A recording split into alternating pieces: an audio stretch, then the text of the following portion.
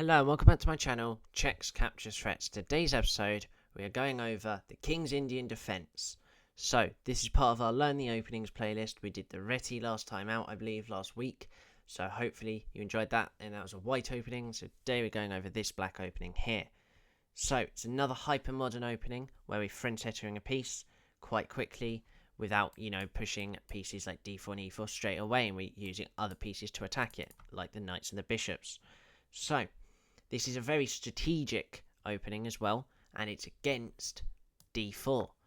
So, if you need to see what you want to play against d4, this is the right opening if you would like it. If you like that strategic idea, it's not really too much of a system, I would say, that you're set to play a certain amount of moves, but there is a load of variations we'll be going over. So let's get straight into it.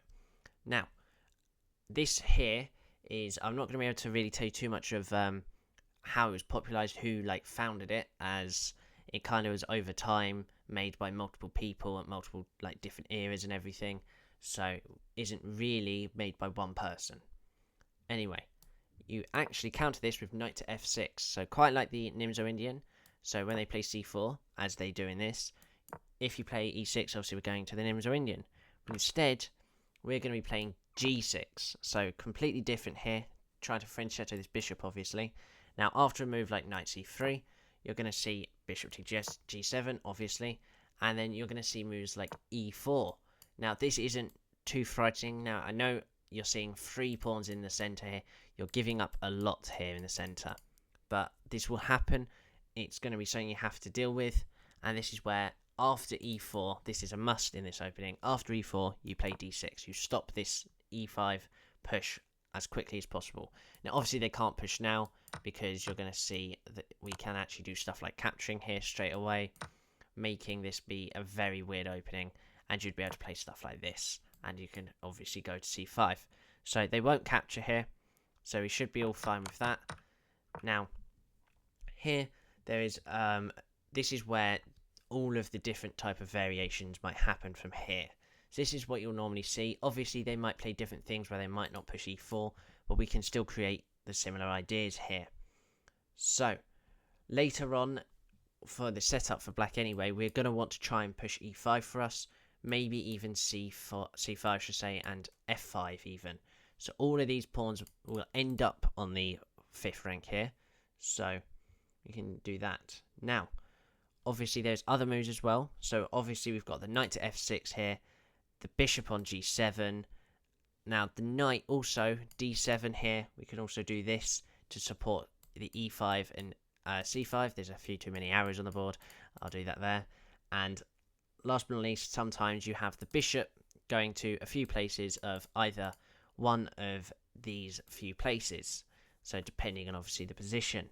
And we will be casting kingside here, as it's very obvious if we just make a simple move that, we have this nice little setup with these amount of pawns and this nice little 7 squares of complete protection. So, let's go over a few variations. So, the classical variation here from now is knight f3 and then castling, and then we also have other moves here like bishop e2, which goes a little bit deeper, e5, and then after they castle, knight c6, and then it's going to be d5 and then knight to e7. So what we can see here is there is some similarities with other openings here with how we're quite boxed in. If you think about the French defense, now obviously it's kind of the opposite way round, but there is definitely ideas of it with how we have the knights, and we said about this, just f5 isn't pushed yet. Now it looks crammed in, but I think sometimes here white can overdo it. Now obviously I'm trying to do this for both sides really, but most of the time here I'll be following on to black here, and we'll do another video for white on a later stage. But just for ideas here, white has got good counterplay against this opening, hugely with pins like this, easily can get queen active, whereas maybe black does struggle. But I think in the long term with moves like f6, f5, getting this queen out, getting this bishop out is not too much of a worry here. So obviously we're going to be looking at all of this, so definitely white will be looking at b4 and a5, hugely, and with especially the big move of c5, and will be, as black, looking for stuff like f5 soon, maybe even stuff like g5 or even f4. So a big push on the king side even. Okay, now we are going to go over this bit now after just a few moves there. So, we are now to here. This is the second variation called the Frenchetto variation. So, here, obviously, it's quite simple. They play g3. Now, after we castle, there is going to be bishop to g2. So, again, what this is kind of doing is a symmetrical version of this almost, where they're going to bring their knight out and castle very easily, while we're going to kind of keep that similar thing with getting our knight out, and you're getting this pawn out, very similar. So, not too much different from that previous variation. Okay, now, this one's a little bit of a different, difficult variation to say, the Simic variation. So this is where they're going to play just a move of f3. Now, this is a very, very obscure one. You will not really see this too much at all. Can be played, though, as it is a book move. And here, they're just trying to build a huge centre, and they're keeping this pawn chain, and they want to keep the centre. Now, obviously, this is the thing that black sacrifices, is the centre. Loads of hyper-modern openings will do this, as that's kind of the point of it. But in the long term, you will regain that centre. Now, the fourth variation we have here today is the 4 pawns attack. So this is where you have f4. Now, we have a few moves after now, which is castling, knight f3, and then we also have c5. So, obviously, again, it looks daunting for black to deal with this, but realistically, if you just read between the lines almost, you can see that there is weaknesses. You know, now we're forcing them to do this, and then we can create pins, and very simply, we now can just get our pieces out around these pawns, and it's not too much of a worry. All our pawns are kind of attacking the centre with them, so it's not too much of a worry here. Okay, hopefully we get that. Now, there is one last variation here called another weird pronunciation one, the Avabarka one variation. So, this is where they're going to straight away play bishop e2. We saw that with one of the first ones where they did this for castling. And then once we castle, they're going to be playing bishop to g5. So, this is where they're now going to try and create a pin straight away. So, obviously soon we will be playing e5 anyway, going into this pin. It's not too much of a worry when you have moves like this to protect him. Obviously first you'd be playing moves like this somehow, or, you know, obviously not yet because the knight's not yet come out. But you'd be playing stuff like this, and then if they push here, it's just a matter of time before, you know. The good thing about this pin is that we can move off of this file because we're protected.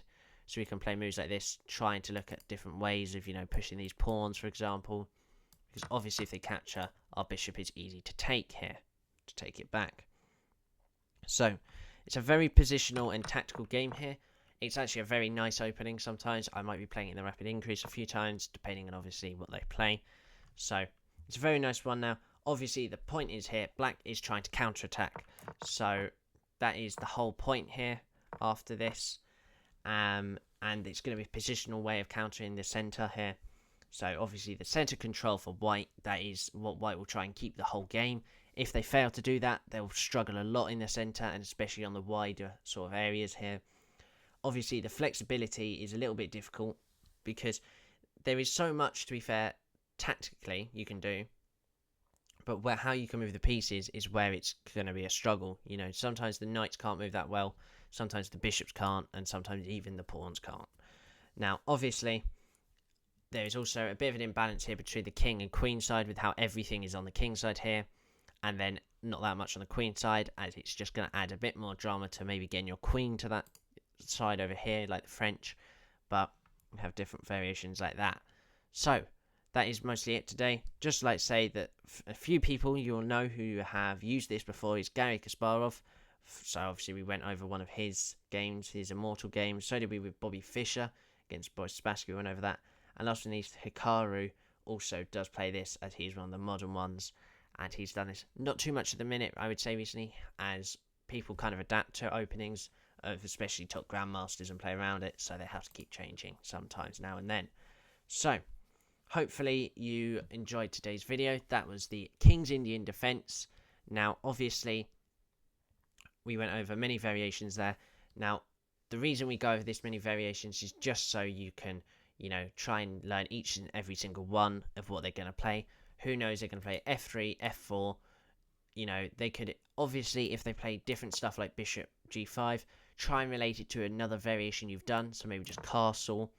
Think about what you're going to next play. Maybe e5 soon. You know, think that they might try and do something different as well, like this bishop coming out. You know, and you might want to try and block it in. You've just got to try and use everything you can possibly to do. So, hopefully you enjoyed today's video. So, thank you and bye bye.